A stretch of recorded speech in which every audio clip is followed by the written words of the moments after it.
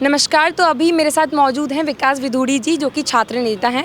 तो आइए पहले तो उनसे जानते हैं कि उन्होंने शुरुआत किस स्टेज से की और आज जो छात्र नेता बनकर बैठे हैं इतने अच्छे स्टेज पे, तो क्या कुछ रहा? देखिए मैम, मैं बताना चाहूँगा कि मैं छात्र था, छात्र नेता तो लोग कहने लग गए कि, लेकिन छात्र नेता की राह कभी आसान नहीं रही। मैं 2020-21 से इन आंदोलनों के पड़ाव में कूदा कि जिस तरह कांग्रेस के पूरे कार्यकाल में बहुत बड़े घोटाले हुए। मुख्यमंत्री जी बीजेपी के खुद कहते हैं कि 19 में से 17 पेपर लीक हो गए। वास्तव में 17 पेपर लीक हो गए। हर भर्ती में घोटाला हुआ, रीट हो, सेकंड ग्रेड हो, पीटीआई भर्ती हो, लाइब्रेरियन हो, कांस्टेबल भर्ती हो, सब इंस्पेक्टर भर्ती हो, चाहे वो आरएस की 18-21 की भर्ती हो। तमाम भर्तियों में इतने बड़े घोटाले हुए जिसके कारण हर आम स्टूडेंट्स की रूह काँप गई। तो मैं खुद सब इंस्पेक्टर भर्ती का एस्पिरेंट था 2021 का। मैंने खुद ने एग्ज़ाम दिया था, लेकिन कहीं ना कहीं इतना जब सारा सिस्टम का फेल्योर दिखा, उसी वक्त 13, 14, 15 सितंबर का एग्ज़ाम आयोजन हुआ। सबसे पहले आरपीएससी की जो फेल्योर रहा, आरपीएससी ने एक डेट दी इसमें कि 4 सितंबर को हम पेपर कंडक्ट करवाएंगे, लेकिन आनन फानन में इन्होंने एक साँठ-गाँठ की एक गठजोड़ तैयार किया और सुनियोजित तरीके से इन्होंने प्लान किया कि एक दिन की जगह हम उस पेपर को 3 दिनों में कंडक्ट करवाएंगे।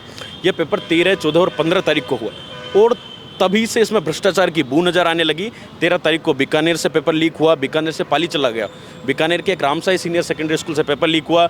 जयपुर के हसनपुरा से एक रविंद्र बाल भारती सीनियर सेकेंडरी स्कूल से पेपर लीक हुआ। अजमेर अलवर से ओएमआर सीट वायरल हुई, क्लासरूम के वीडियो वायरल हुए और तमाम बड़े घोटाले हुए। तो 2021 से मैं सड़कों पर उतरा और कुछ पीछे मुड़ के कभी नहीं देखा, क्योंकि एक मन में इतनी कुंठा थी, मन में एक जोश था कि वास्तव में इतना बड़ा हादसा, इतना बड़ा युवाओं के सपनों के साथ जो कुठाराघात हो रहा है वो कहीं ना कहीं दर्दनाक है। एक गांव ढाणी का युवा अपने सपने संजोकर राजधानी में आता है और जब उसे पता लगता है कि मेरे सपनों की तार तार हत्या कर दी गई प्रदेश के सिस्टम ने, प्रदेश के पेपर माफियाओं ने, तो 2021 से मैंने कभी पीछे मुड़कर नहीं देखा। और एसआई भर्ती का वो दिन और आज का दिन, सबसे बड़ी बात कि इस इतने लंबे सफ़र में मुझे कोई व्यक्ति नहीं मिला। मैं लगातार लड़ाई लड़ता रहा, एक व्यक्ति इस आंदोलन में आगे आने के लिए तैयार नहीं था। किसी छात्र नेता ने, किसी बेरोजगार नेता ने और किसी पार्टी पॉलिटिक्स के एमएलए एमपी ने इस मुद्दे को नहीं उठाया। लेकिन जो मुझे क्लू पता लगे कि वास्तव में बहुत बड़ा घोटाला है और मुझे शुरुआती दौर में अंदेशा हो गया कि उसी समय जब बीकानेर से पेपर लीक हुआ था तो बीकानेर की एसपी थी प्रीति चंद्रा। उन्होंने कहा कि पेपर बीकानेर से पाली गया और पाली से वापस बीकानेर आया, व्हाट्सएप पर सर्कुलेट हुआ। तो मास लीकेज इस पेपर का पूरे प्रदेश में हुआ। उस समय आरपीएससी का गठजोड़ उजागर नहीं हुआ था, लेकिन उस समय हमें इतना पता चला गया था कि ये पेपर बड़े स्तर पर लीक हुआ है। तभी से धरना प्रदर्शन आंदोलन किए 2024 तक, 21 से 24 तक डॉक्टर किरोड़ी लाल जी के नेतृत्व में बहुत बढ़िया लड़ाइयाँ लड़ी। उन्होंने खूब मदद की, खूब सपोर्ट किया। आज भी वो अंदरूनी रूप से हमारी मदद करते हैं। 2024 तक मैंने अकेले इस मामले में आगे था और कोई मुझे किसी का साथ नहीं मिला।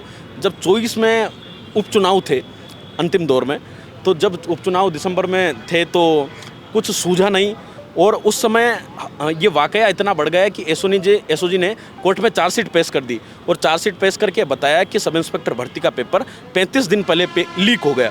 ये एसओजी ने माननीय न्यायालय के समक्ष बता दिया। फिर सरकार को लगा कि एसओजी ने कहा है, तो सरकार ने पीएचक्यू से पूछा।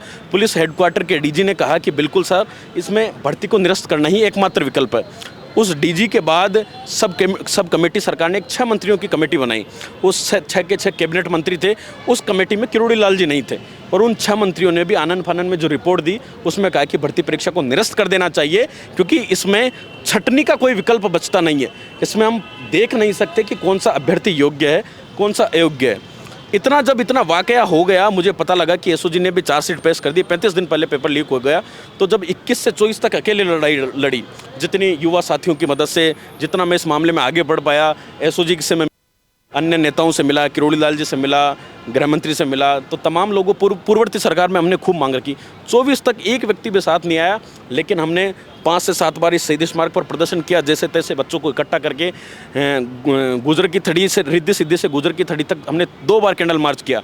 उसमें एक बार तो मुझे सुबह 8 बजे मेरी गिरफ्तारी मुझे घर से कर ली और दूसरी बार कैंडल मार्च पूरा सफल रहा और लास्ट में लाठीचार्ज कर दिया।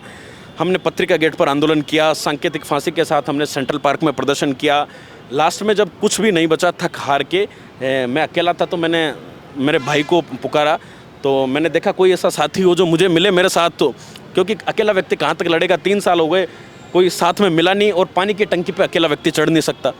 तो मेरे साथ ये लादूराम भाई थे, तो मैंने उनको बुलाया कि आप मेरे साथ एक दिन आ जाओ बस। तो जैसे चढ़े तो एक दिन के लिए चढ़े थे, लेकिन चढ़ते चढ़ते इतना मामला बढ़ गया कि हम 3 दिनों तक भूखे और प्यासे पानी की टंकी पर रहे और बड़ा संघर्ष का दौर चला।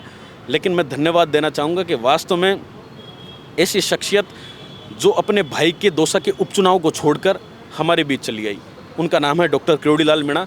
वो आए और पानी की टंकी पर हमसे वार्ता की। वो खुद पानी की टंकी पर वो बुजुर्ग चढ़ गया।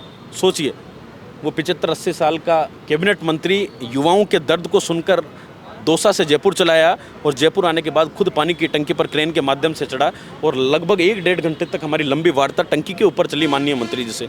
उन्होंने हमें आश्वस्त किया कि विधुड़ी चिंता मत करो, मैं तुम्हारे साथ खड़ा हूँ। मन के भाई साहब साथ क्या खड़े हो, 21 से मामला है। बीजेपी ने तो वादा तक किया था, राजेंद्र राठौड़ ने, सतीश पूनिया ने, सीपी जोशी ने, तमाम आपके नेताओं ने वादा किया था, लेकिन अब इस पर कार्रवाई होनी चाहिए और कार्रवाई आपकी एसओजी ने कर दी। सारे सबूत आ गए, तो अब मुख्यमंत्री के हाथों में कि उनकी कलम चले और इस भर्ती परीक्षा को निरस्त करने का एक ऐतिहासिक फैसला लिखे। तो मंत्री जी के आश्वस्त करने के बाद हम पानी की टंकी से उतरे। फिर मैं हॉस्पिटल में भी एडमिट रहा, 3 दिन भूखे प्यासे रहे। उसके बावजूद भी सरकार के कानों पर जू तक नहीं रेंगी। जब किरोड़ी लाल जी लगातार आंदोलन करते रहे, उसके 2 दिन बाद, उसके अगले ही दिन, अगले 2 दिन बाद मैं यूनिवर्सिटी में मेरे लॉ का एग्ज़ाम देना गया था। मैं LLB सेकेंड ईयर का उस समय स्टूडेंट था, पिछले साल की तो बात है, 24 की। तो मुझे लॉ का एग्ज़ाम देने के जस्ट बाद रूम के बाहर से SHO गांधीनगर के द्वारा गिरफ्तार कर लिया गया। राजस्थान विश्वविद्यालय, जहाँ पर शिक्षा का मंदिर है, पुलिस प्रवेश नहीं कर सकती। मेरे खिलाफ कोई नोटिस नहीं, हार्डकोर क्रिमिनल नहीं, कोई 10-20 थानों का मैं हिस्ट्री शीटर नहीं। उसके बावजूद सरेआम पुलिस वहाँ से गिरफ्तार करती है। सिविल में कुछ लोग होते हैं, वर्दी में कुछ लोग होते हैं। वहाँ से मुझे जयपुर में 4-5 थानों में घुमाया जाता है। लेकिन आनन फानन में जब दबाव आया सरकार के ऊपर, एक युवाओं ने ट्रेंड चलाया कि विकास विधुड़ी को रिहा करो, तो सरकार बैकफुट पे आई। मंत्री जी ने सीधा गृह मंत्री जी को, DG साहब को अवगत कराया। तो मुझे कहीं ना कहीं युवा साथियों के कारण मुझे रिहा करना पड़ा। उसके बावजूद मैं जैसे यूनिवर्सिटी की गिरफ्तारी मेरी पूरी हो गई, मैं बाहर आ गया। उसके कुछ दिनों बाद 9, 10, 11 को राजस्थान राइजिंग समिट था। जब राइजिंग समिट था तो सरकारें चाहती थी कि इसमें कहीं खलल डालेंगे। सरकारें कहती है कि हमारे पास ऐसा इंटेलिजेंस इनपुट था कि आप ऐसे ब्लैक फ्लैग लहराने वाले हो उस समिट के अंदर, जबकि ऐसा कुछ हमारा प्लान नहीं था। तो हमारा प्लान था कि हम कोई प्रदर्शन करेंगे, वो प्रदर्शन शहीद स्मारक या कोई अन्य रास्ता चुनेंगे। तो हमने लाइब्रेरियों में कैंपेनिंग की, 3-4 दिन हमारी बेहतरीन कैंपेनिंग चली और उस कैंपेनिंग में हम कम से कम 5 से 7 हज़ार लोगों तक 1 to 1 जाके मिले। और लंबा एक आंकड़ा, लंबा एक चिट्ठा हमारे पास तैयार हुआ कि लोग हमसे जुड़े, क्योंकि लोगों को वास्तव में दर्द पता चला कि इतना बड़ा घोटाला हो गया, क्योंकि सच्चाई तो छुपी हुई थी, पता ही नहीं था। पूर्ववर्ती सरकार ने मामला दबा दिया, एसओजी ने थोड़ी जांच की, लेकिन उस जांच को भी दबा दी। जब इतना बड़ा घोटाला हुआ तो उसी रात को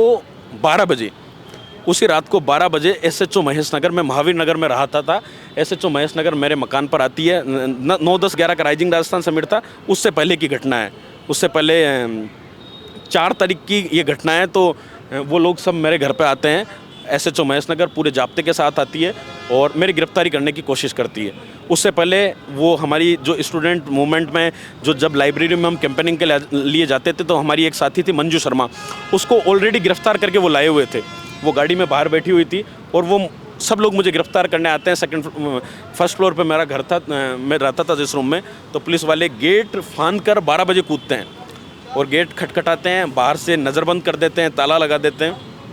मैं उस वक्त हमारे राजस्थान के जो बब्बर से डॉक्टर किरोड़ी लाल जी को पुकारता हूँ और वो सीधे 5 मिनट के अंदर रात के 12 बजे एक सरकार का सत्ताधारी मंत्री सीधा चला आता है और सीधा चला आता है। एसएचओ को खूब लताड़ लगाते हैं। एसएचओ वापस चली जाती है। शुरू में तो जुबान लड़ाती है मंत्री जी से, फिर उनको वापस जाना पड़ता है और वो वीडियो खूब देश राष्ट्रीय स्तर पर खूब वायरल हुआ था। तो उसके बावजूद ये हमारा लंबा सफ़र चला, खूब लाठियाँ खाई, मुकदमे जेले, टंकी पे चढ़ा तो उसका मुकदमा अलग से लगा, सरकार ने अलग लगाया, PhD डिपार्टमेंट ने अलग से लगाया, रिद्धि सिद्धि पर प्रदर्शन किया उसका मुकदमा अलग से लगाया। तो तमाम लाठी भाटा जंग के बाद, मुकदमे झेलने के बाद किरोड़ी लाल भी सरकार में दबा दबा सा खुद को महसूस करने लगे। उनकी भी कुछ चली नहीं कि हाँ उन्होंने आंदोलन की। फिर उन्होंने लास्ट में अपना बयान देना शुरू किया कि मैं जब ज़्यादा कुछ कहता हूँ तो सरकारें भी नाराज़ हो जाती है। हमारा मुद्दा हमारे लिए सर्वोपरि था। पार्टी पॉलिटिक्स, कोई नेता बाद में सेकेंडरी था, लेकिन हमारे लिए हमारा मुद्दा जीवित था कि कहीं ना कहीं लाइमलाइट में रहे, चर्चा में रहे। एसआई भर्ती की जो ज्वाला हमने 2021 से जलाई वो कहीं ठंडी ना पड़ जाए। तो हमने एक ऐसे नेता की तलाश की जो इस मुद्दे को जिंदा रख सके। तो किरोड़ी लाल जी के थोड़ा शांत होने के बावजूद हमने राजधानी दिल्ली का रुख किया और दिल्ली हमने 3 महीने चक्कर लगाने के बाद सांसद हनुमान बेनीवाल को पुकारा। सांसद हनुमान बेनीवाल ने हमसे बार बार वादा किया कि मैं आऊँगा और आपकी एसआई भर्ती की लड़ाई लड़ूंगा, और 3 महीने गुजारिश करने के बाद वो नेता हमारे बीच शहीद स्मारक पर आता है। 24 अप्रैल का वो दिन था जो प्रेस कॉन्फ्रेंस की थी, और आज ये दिन है कि इतना लंबा अरसा हो गया, 104 दिन का ये समय हो गया, लेकिन शहीद स्मारक का ये प्रांगण, वो हमने 48-50 डिग्री का राजधानी में तापमान देखा, आंधी तूफान देखी, और पिछले दर्जनों दिनों से इस भारी बारिश के अंदर भी पूरी मजबूती से हम शहीद स्मारक पर डटे हुए हैं। हमारा एक ही मकसद है कि जो सरकार ने वादे किए थे, हमारी कोई अलग से मांग नहीं है, हम वही मांग सरकार को दोहराना चाहते हैं कि आपने अपने घोषणा पत्र में, अपने मैनिफेस्टो में वादा किया था। आपके जो मंत्री थे, आपके जो राजेंद्र राठौड़ जी थे, सीपी जोशी जी थे, प्रदेश अध्यक्ष सतीश पूनिया जी थे, इन्होंने टेबलें थपथपाई थी, इन्होंने प्रेस कॉन्फ्रेंस की थी।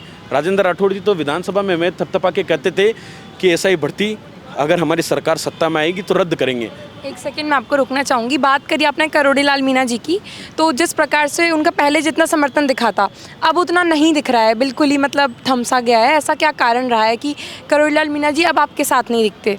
मैम, वो साथ हैं अंदरूनी तौर पर, लेकिन वो अगर खुल के सामने आते हैं तो सरकारें नाराज़ हो जाती है, मुख्यमंत्री जी विरोधाभास करने लगते हैं। डॉक्टर किरोड़ी लाल जी एक दिन हमारे शहीद स्मारक पर धरने भी आए, सांसद हनुमान बेनीवाल के धरने पर।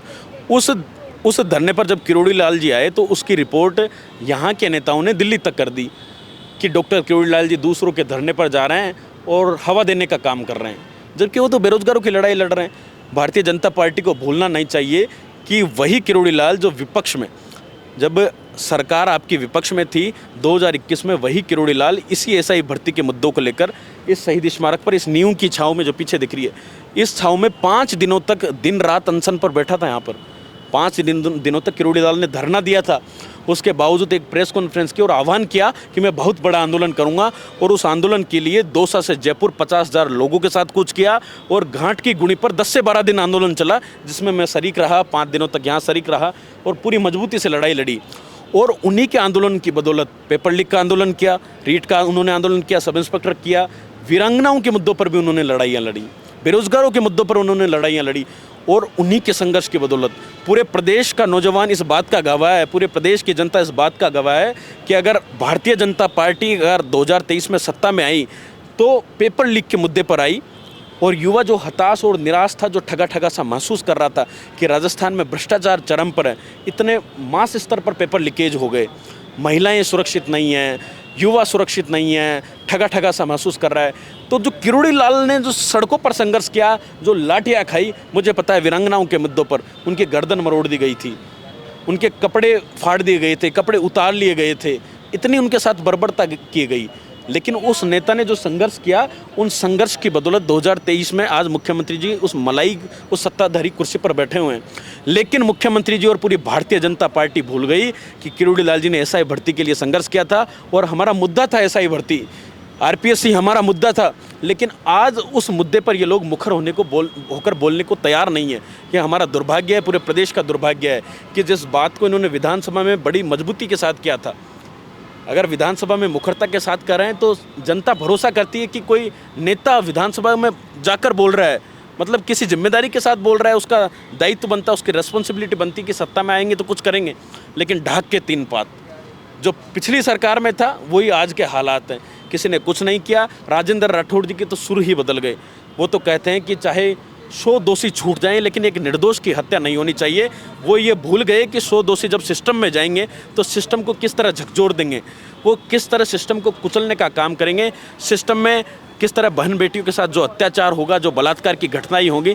अगर ऐसे फर्जी थानेदार जो तस्कर, कबाड़ी वाले और ट्रक ड्राइवर अगर बनेंगे और इस भर्ती में बने, इस भर्ती में फैमिली पैकेज मिला है, तो इस प्रदेश को कभी उद्धार नहीं होगा, इस प्रदेश में लोगों के साथ कभी न्याय नहीं होगा। क्योंकि जो सब इंस्पेक्टर ऐसा पद जो सीधा जनता से जुड़ाव रखता है, इतना गरिमा का पद कि गाँव का नागरिक 100 गाँवों का आदमी उस थानेदार से जुड़ा रहता है। लेकिन वो थानेदारी अगर करप्ट जाएगा, भ्रष्ट जाएगा, 40 लाख रुपए दे के सिस्टम में जाएगा, तो सीधा सीधा वो पूरे जीवन में 40 करोड़ तक वसूलने का टारगेट अपना रखेगा। लेकिन ये विधानसभा में जितने भी इन बीजेपी के नेताओं ने मुद्दा उठाया, आज इन सब की आवाज़ खामोश है। कोई बोलने को तैयार नहीं है। किरोड़ी लाल बोलता था तो उसे बोलने नहीं दिया जाता। आज हम हनुमान बेनीवाल के नेतृत्व में लड़ाई लड़ रहे हैं, लेकिन सरकारों से हमारा भरोसा उठ गया, क्योंकि सत्ता में आए हुए ना 1.5 साल से ज़्यादा हो गया, 2 साल होने को आया, लेकिन ये कुछ नहीं कर पाए। अंतिम उम्मीद अब न्यायपालिका पर बची है, माननीय न्यायपालिका इसमें न्याय करेगी। तो जैसा कि आज प्रदर्शन NSUI ने यहाँ पे किया चुनाव को लेके और यहाँ पर आपका चल रहा था, तो क्या कुछ मंजर देखने को मिला? क्या लोगों ने सोचा कि वो आपके साथ समर्थन करके दोनों लोग ही एक ही मतलब मुद्दा एक तरीके से यही है, सरकार नहीं कर रही है कंफर्म, तो क्या मतलब प्लान बनाया आप लोगों ने कि साथ में लड़ाई लड़ेंगे दोनों? देखिए मैम, बड़ा दुर्भाग्य है कि जो विपक्ष को पिछले 1.5 सालों में मजबूती से भूमिका निभानी चाहिए थी, वो विपक्ष भूमिका निभा नहीं पाया। आदरणीय डोटासरा जी प्रदेश अध्यक्ष कांग्रेस पार्टी के, लेकिन वो सड़कों पे नहीं उतरे, उन्होंने कोई धरना प्रदर्शन आंदोलन नहीं किया। आज NSUI जो कांग्रेस का छात्र संगठन, इसके नेतृत्व में जो आंदोलन हुआ, वो इस बात को लेकर हुआ कि छात्र संघ चुनाव की बहाली की जाए। हर पूरे प्रदेश का नौजवान इस बात का समर्थन करता है, लेकिन चुनाव तो कांग्रेस सरकार ने बंद किए थे। तब उन्होंने CM आवास घेरा की योजना नहीं बनाई, तब उन्होंने योजना नहीं बनाई, और आज अपने आवास में बैठे बैठे मुख्यमंत्री जी, पूर्व मुख्यमंत्री जी अशोक गहलोत जी ट्वीट करते हैं कि चुनाव बहाल करो। देखो कैसा दुर्भाग्य है कि जो काम आपने किया उसी के लिए आप आज कर रहे हो। लेकिन मैं धन्यवाद देना चाहूँगा कि इनका छात्र संगठन आगे आया और मजबूती से लड़ाई लड़ी। लेकिन एक मुद्दा नहीं है प्रदेश में विपक्ष के लिए आए दिन मुद्दे हैं, लगातार मुद्दे हैं, लेकिन विपक्ष सोया हुआ है कहीं ना कहीं। SI भर्ती के मुद्दे पर तो विपक्ष बोलने को तैयार नहीं है। आपको पता है, जब डोटासरा जी की सत्ता में थे और जब पेपर लीक हुए, तो युवा जब आवाज़ उठाते थे तो डोटासरा जी एक बात कहते थे कि जो भी पेपर लीक के खिलाफ आवाज़ उठाए उन्हें जेल की सलाखों के पीछे डाल दो। ऐसे इनके तानाशाही ये फरमान जारी हुए, और आज ये इस तरह की बातें कर रहे हैं। तो छात्र संघ चुनाव बहाल होने चाहिए, क्योंकि मेन स्ट्रीम में अगर आने का छात्र नेता को अगर मौका मिलता है तो वो विश्वविद्यालय की राजनीति से मिलता है, और वो प्रदेश की, देश की राजनीति में आगे आ पाता है। आज प्रदेश में और देश में जितने भी चर्चित चेहरे हैं, या जितने भी जो लगातार बने रहते हैं चर्चा का विषय, वो छात्र राजनीति से निकले हुए लोग हैं, क्योंकि वो युवाओं के दर्द को और दुख को समझते हैं। बाकी नेताओं को तो कोई अपनी विधानसभा में भी नहीं पूछता, ऐसे हालात हैं। 25 सांसद है, लेकिन एक ही सांसद लड़ रहा है, हनुमान बेनीवाल। चॉइस कहाँ है? चॉइस को लोग जानते भी नहीं हैं। ऐसी हालात है, लेकिन हनुमान बेनीवाल को धन्यवाद देना चाहूँगा कि सड़क से संसद तक उनकी RLP पार्टी, उनके पदाधिकारी यहाँ पर लड़ रहे हैं। मैं किसी पार्टी संगठन का नहीं हूँ, लेकिन युवाओं के लिए लड़ रहा हूँ। जब हनुमान बेनीवाल आए, उनके साथ लड़ रहा था। BJP के किरोड़ी लाल जी थे, 3 साल तक उनके लिए लड़ रहा था। कल को कोई और आगे आएगा तो हम उनके साथ पे खड़े मिलेंगे। तो आप इतने दिनों से यहाँ बैठे हैं, लगता है सरकार आपके इस बैठे बैठे करने आंदोलन से मान जाएगी? हमने बैठे थोड़ी हैं, हमने इस राजधानी में लगभग 125-150 लोगों का एक जेल भरो आंदोलन किया। हमने इस राजधानी में पूरे प्रदेश के उस रेगिस्तान के रेतीले धोरों से लेकर पूरे पूर्वी राजस्थान से लेकर इस राजधानी की सरजमी पर 1 लाख नौजवानों की रैली हुई 25 मार्च को। पूरे प्रदेश ने देखी। विपक्ष कभी नहीं कर पाया। सत्ता पक्ष मोदी जी आते हैं तो 2500 आदमी इकट्ठे कर पाते हैं, लेकिन सांसद हनुमान बेनीवाल ने रैली की। उसके आप वीडियो क्लिप पड़े होंगे, आप देखना। पूरे प्रदेश का नौजवान इकट्ठा हुआ और मानसरोवर के उस VT रोड के ग्राउंड में 1 लाख की तादाद थी। तो बार बार थोड़ी रैली करेंगे हम। सरकार ने फिर भी कोई सुनवाई नहीं की। सरकार के मुखिया आ गए, कमिश्नर वहाँ पे आए, संभागीय आयुक्त वहाँ पे आए और बड़ी बड़ी बातें करने लगे। तो हनुमान बेनीवाल जी ने संवेदनशीलता दिखाई कि उस भीड़ को सड़कों पर आने के लिए आह्वान नहीं किया और उन सब लोगों को घर के लिए रवाना किया और शांतिपूर्वक गांधीवादी तरीके से प्रदर्शन किया। लेकिन उस बात का फ़ायदा सरकार ने उठाया। लेकिन हम झुके नहीं हैं, हम लगातार निरंतर पूरी मजबूती से, पूरी ताकत के साथ सरकार का मुकाबला कर रहे हैं। हमारी संख्या अभी 2 हो, 4 हो, 10 हो, 20 हो, उससे फ़र्क नहीं पड़ता। हमने अपनी ताकत का एहसास 1 लाख की तादाद से करवा दिया, जो कोई आज तक कोई पार्टी और कोई राजनेता नहीं करवा पाया। क्या लगता है अब आपकी सरकार मांग पूरी करेगी? सरकार तो नहीं कर रही, सरकार की तो मनसा ही नहीं है, क्योंकि हनुमान बेनीवाल जी ने बड़े बड़े खुलासे किए। मैडम आपको मैं बता दूं, एक KK बिश्नोई जो सत्ताधारी मंत्री है, उसने अपनी महिला मित्रों को पेपर पढ़ाया। 6 लाख का ट्रांजैक्शन और महिला मित्रों का नाम मंजू और संतोष, इतना तक सारी चीज़ें खुलासे हो गई। ये मैं नहीं कर रहा खुलासा, ये एक RLP पार्टी का सुप्रीमो कर रहा है। एक प्रदेश की, एक नागौर की सीट का सांसद हनुमान बेनीवाल कर रहा है और पूरे प्रदेश में चर्चा का विषय है। BJP पार्टी के नेता, इनके अधिकारी, शिखर अग्रवाल का नाम सामने आया, KK बिश्नोई का नाम सामने आया। तमाम नेता इस गठजोड़ में, इस पेपर लीक के इसमें मुद्दे में शामिल हैं। भजनलाल सरकार कभी नहीं चाहती कि मैं भर्ती परीक्षा रद्द करें और इन हमारे जो राजनेता हैं इनके गठजोड़ उजागर हों। लेकिन किरोड़ी लाल जी लड़ रहे हैं, हनुमान बेनीवाल जी लड़ रहे हैं। कहीं ना कहीं हमें पूरा भरोसा है कि ये जो नेता लड़ रहे हैं, कहीं ना कहीं हमारे साथ माननीय न्यायालय में जो लगातार सुनवाई हो रही है और न्यायपालिका पूरी बारीकी से एक एक पक्ष को सुन रही है। सरकार ने तो कुंभकर्णी नींद धारण कर ली, आंखों पर अपनी काली पट्टी बांध ली, माननीय न्यायपालिका की काली पट्टी लेकिन खुल चुकी। तो हमें पूरा भरोसा है कि जस्टिस समीर जैन की बेंच में जो हमारा मामला चल रहा है, आने वाले एकाध सुनवाई के बाद समीर जैन साहब उसको रिजर्व कर देंगे और आने वाले समय में जो फैसला सुनाएंगे वो प्रदेश के में एक ऐतिहासिक फैसला होगा। वो ऐसा लैंडमार्क फैसला होगा कि वो आने वाले समय में पूरे भारत देश में भर्तियों में पारदर्शिता और गोपनीयता के नाम पर एक नज़ीर के तौर पर साबित होगा। तो हमारा सब्र का बांध सरकारों से टूट गया, अब हमारी अंतिम उम्मीद न्यायपालिका है। तो एक सवाल और रहेगा कि जब यहाँ पे निर्मल चौधरी और सचिन पायलट जैसे नेता भी आए, तो क्या उन्होंने यहाँ पर आपके साथ आने का विचार बनाया? ये तो क्या आपसे बातचीत की? ये सवाल तो आपको उनसे पूछना चाहिए। हमारे बीच धरने पर आज मुकेश भाकर जरूर आए थे, बाकी और कोई नेता नहीं आया। निर्मल जी आए, विनोद जाखड़ जी आए, वरुण चौधरी जी आए, पायलट साहब आए, डोटासरा जी आए। ये सवाल आपको उनसे करने चाहिए कि आपने क्या किया इतने दिनों तक। हम तो हमारा काम कर रहे हैं। आज आपने उनसे थोड़ी गुहार लगाई कि प्लीज़ आ जाइए, या कुछ बातचीत की? गुहार लगाई ना, गुहार तो लगा रहे थे बच्चे। गुहार तो हम सबसे लगा रहे हैं कि सारे नेता आओ, सबका स्वागत है। ये राजनीतिक अखाड़ा नहीं है, यहाँ पर कोई किसी पार्टी पॉलिटिक्स का वो नहीं लग रहा कि हनुमान बेनीवाल जी का वो आंदोलन चल रहा है। ये युवा बेरोजगारों का मुद्दा है, सबका स्वागत है। राजनीति किए बिना इन युवाओं को राजनीतिक के पाटों के बीच में मत पिसो। ये युवा है और ये युवा अपनी मेहनत के बलबूते पे जो पढ़ाई करता है, गाँव ढाणी से आकर जो तैयारी करता है, बस उसको उसका मेहनत का फल चाहिए। उसमें भी अगर इस तरह अन्याय होगा, इस तरह भ्रष्टाचार होगा, तो फिर प्रदेश का उद्धार किसी भी तरह नहीं हो पाएगा। हमारी तो एक ही मांग है। भजनलाल जी तो इतना तक कर देते कि अभी बंसी बजी है, चक्कर चलना बाकी है। वो चक्कर इनका दिल्ली में जाकर शायद कहीं खो गया। हालात प्रदेश के ये हैं। ये कहते थे कि मछलियाँ पकड़ी है, मगरमच्छ पकड़ेंगे। अरे भाई कब पकड़ोगे? 28 में सरकार जाने के बाद कहोगे कि 33 में वापस बना देना, फिर हम पकड़ लेंगे। आखिर कब करोगे आप फैसला? आज इनकी हालात ऐसी है कि इस भर्ती परीक्षा में मैं आपको बता दूं मैडम, मेरा सफ़र मैंने आपको बताया, इस भर्ती के बारे में बताया। इस भर्ती परीक्षा में इतना घोटाला हुआ कि 35 दिन पहले पेपर लीक हुआ। आपने और हमने सुना होगा कि परीक्षा केंद्रों से पेपर लीक होते हैं, लेकिन सब इंस्पेक्टर भर्ती परीक्षा ऐसी परीक्षा जिसमें आरपीएससी पेपर कंडक्ट कराने वाली एजेंसी ने पेपर लीक कर दिया। आरपीएससी के 2-2 सदस्य आज जेल की सलाखों के पीछे हैं, लेकिन सिर्फ सदस्य हैं, सिर्फ लीपापोती है, सिर्फ दिखावे की कार्रवाई है। जो असली मगरमच्छ थे वो आरपीएससी के चेयरमैन हैं, वो संजय छोत्री है, वो मंजू शर्मा सदस्य है, वो शिव सिंह राठौड़ है, वो भूपेंद्र यादव चेयरमैन है। लेकिन इन लोगों पर आज तक एक भी कार्रवाई नहीं हुई। ये खुलेआम घूम रहे हैं।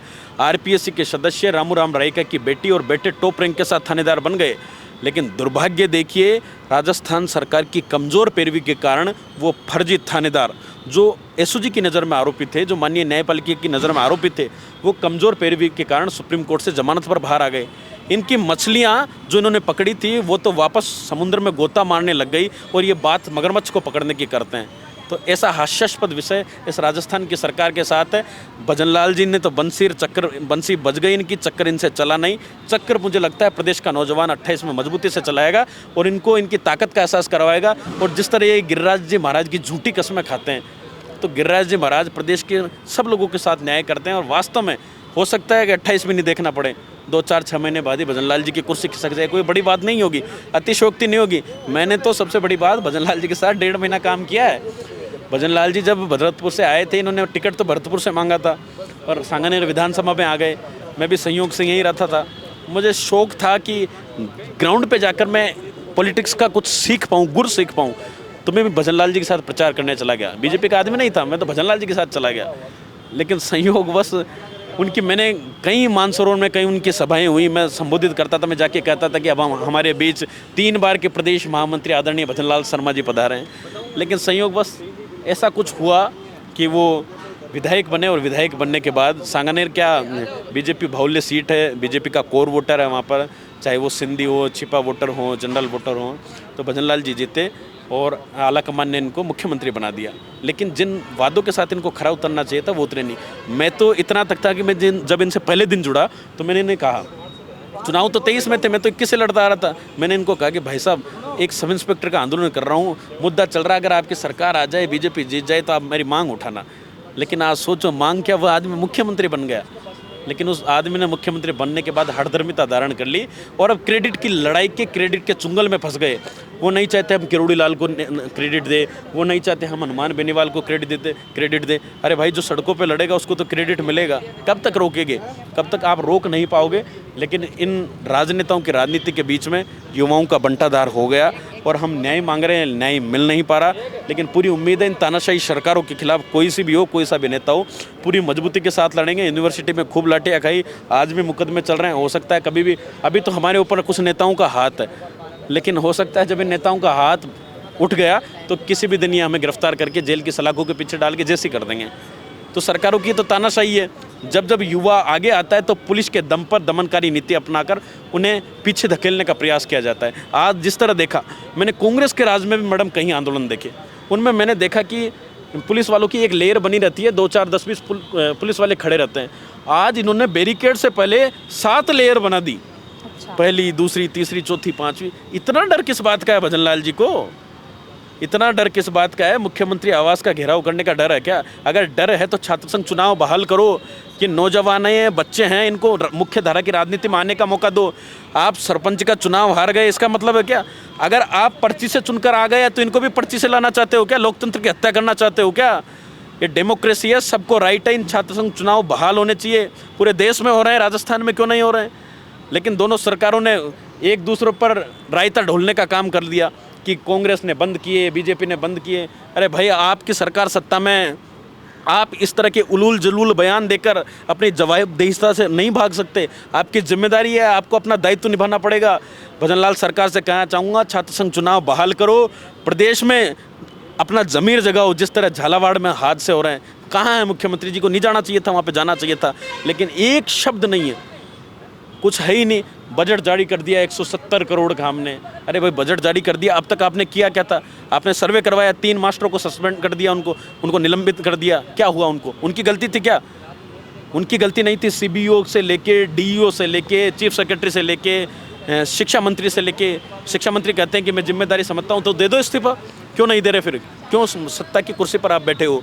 लेकिन दुर्भाग्य है कि ऐसे तो पर्ची के तो मुख्यमंत्री बन गए और ऐसे शिक्षा मंत्री बन गए जो 10th और 10वीं में अंतर नहीं कर पा रहे। ऐसे शिक्षा मंत्री बन गए जो स्कूलों में इस तरह के हलफनामे जारी करते हैं कि अगर कोई प्रोग्राम अरेंज हो रहा है तो उस पर उर्दू में कैसे शब्द लिखे हुए हैं, नहीं लिखने चाहिए। मतलब हर तरीके से हठधर्मिता इन लोगों की है और पूरे प्रदेश का बंटाधार इन लोगों ने कर दिया। हमारी तो एक मांग है कि प्रदेश में न्याय होना चाहिए। जो बेरोजगारों के साथ अत्याचार हो रहा है, बहन बेटियों के साथ अत्याचार हो रहा है, महिलाओं के साथ अत्याचार हो रहा है, जिस तरह उन बच्चों के साथ हादसा हुआ, 10-10 लाख के लोग ये भीख दे आए। राजधानी में अगर हादसा होता है तो 50 लाख बांट देते हैं। वहाँ पर वो नौनिहालों की ज़िंदगी दांव पर लग गई, उनके माता पिता के सपने कुचले गए, लेकिन आज हुआ क्या? 10 लाख में उनको सांत्वना दे दी गई। तो ये दुर्भाग्य है। मुख्यमंत्री जी को संवेदनशीलता दिखानी चाहिए, संवेदनहीनता से उनको ऊपर उठना चाहिए और थोड़ा राजनीतिक में परिपक्वता दिखानी चाहिए। हनुमान बेनीवाल जी हमारे सही कहते हैं कि घेवर दिल्ली से, जयपुर से दिल्ली घेवर लेके जा रहे हैं आलाकमान को राजी करने के लिए, क्योंकि अब चर्चाएं ये चल रहे हैं कि मुख्यमंत्री जी की कुर्सी खिसकने वाली है। तो सिर्फ घेवरों से काम नहीं चलेगा, यहाँ पर काम करोगे तो काम चलेगा, क्योंकि मुख्यमंत्री जी को नहीं पता कि किस तरह मुझे प्रदेश में राजनीति और प्रदेश में प्रशासनिक तंत्र को मैनेज करना है। अगर आज कोई सरकार चला रहा है तो ब्यूरोक्रेसी चला रही है। आज कोई सरकार चला रहा है तो वो चीफ सेक्रेटरी चला रहा है, एडिशनल चीफ सेक्रेटरी चला रहा है। खुद सरकार के मंत्री किरोड़ी लाल जी कहते हैं, हनुमान बेनीवाल जी कहते हैं कि अभी राजनीति में शिखर अग्रवाल शिखर पर है। शिखर अग्रवाल ACS है, एडिशनल चीफ सेक्रेटरी है, और उस शिखर अग्रवाल को राजनीति के शिखर पर बताते हैं। तो ये सच्चाई है। आज बीजेपी में किसी के काम नहीं हो रहे। मैं जब भजन लाल जी के साथ घूमा तो वहाँ पर मैंने देखा कि मेरे साथ वाले जो लोग थे उनसे मैं अक्सर मिलता हूँ, तो मैं बोलता हूँ अच्छा चल रहा सर? बोले कुछ नहीं हो रहा, कुछ भी नहीं हो रहा, आप बहुत ठीक हो, आप जो अच्छा कर रहे हो, बेरोजगारों के लिए लड़ रहे हो, हमारे पास कुछ नहीं है। वो के वही ढाक के 3 पात है। जिस तरह ढाक के वृक्ष पे हर टहनी पे 3 की ही संख्या में पत्ते होते हैं, वो जब गिरते हैं ना वृक्ष तब भी 3 ही रहते हैं। तो वही हालात है, पूर्ववर्ती सरकार हो चाहे वर्तमान सरकार हो, परिस्थितियाँ कुछ नहीं बदली। ढाक के 3 पात, सिस्टम में कोई बदलाव नहीं हुआ। सरकारें बदली लेकिन सिस्टम जस का तस बना हुआ है। तो अब जो छात्र सबसे ज़्यादा प्रभावित होता है, बार बार एग्ज़ाम देता है, फिर पेपर लीक हो जाते हैं, अल्टीमेटली छात्र बहुत ज़्यादा ही सफ़र करता है इन चीज़ों से, तो आप उनके लिए क्या एक संदेश देना चाहेंगे? मैं तो यही कहना चाहूँगा, अपने हक और अधिकारों के लिए छात्रों को आगे आना चाहिए। हम यहाँ पर लड़ रहे हैं, कई मीडिया के बंधु सवाल करते हैं कि आपके अलावा और छात्र नेताओं के अलावा सब इंस्पेक्टर के कितने स्टूडेंट हैं? सब स्टूडेंट्स आंदोलन के लिए थोड़ी बनाए। स्टूडेंट्स आज भी अगर कांग्रेस पार्टी का एनएसयूआई का धरना हुआ तो उसमें कोई पढ़ने वाला स्टूडेंट थोड़ी आया, उसमें तो कार्यकर्ता हैं, उनमें इनके जिलों के जिलाध्यक्ष आए हैं, इनके पार्टी के संगठन के सचिव महासचिव आए। स्टूडेंट्स धरना प्रदर्शन के लिए नहीं बना, स्टूडेंट अपनी पढ़ाई करने के लिए बना। उनको घर वाले 5,000 रुपये दे के भेजते हैं और उस 5,000 में उन्हें मकान के किराए के साथ पूरे महीने का राशन लाना होता है। तो स्टूडेंट्स धरने पर नहीं आएंगे। धरने की लड़ाई तो कोई छात्र नेता लड़ेगा, बेरोजगार नेता लड़ेगा, एमएलए एमपी लड़ेंगे। तो मैं तो यही संदेश देना चाहूँगा कि अपने हक और अधिकारों के लिए हमेशा जागरूक रहें और जहाँ भी आपके साथ अन्याय और अत्याचार हो मुखर होकर आवाज़ उठाएं। अगर कुठाराघात कहीं भी आपके साथ होता है तो आगे आएँ, दबी कुचली जुबान में आप चुप ना रहें, आपको आगे ना आने चाहिए। क्योंकि मैं भी जिस तरह से लड़ रहा हूँ सब कुछ देखा, अब तो यही ठान लिया कि जीवन में लोगों की सेवा करनी है और जहाँ भी अन्याय हो, अत्याचार हो, उन सब लोगों के लिए आवाज़ उठानी है। सर बहुत बहुत धन्यवाद। जी बहुत बहुत धन्यवाद।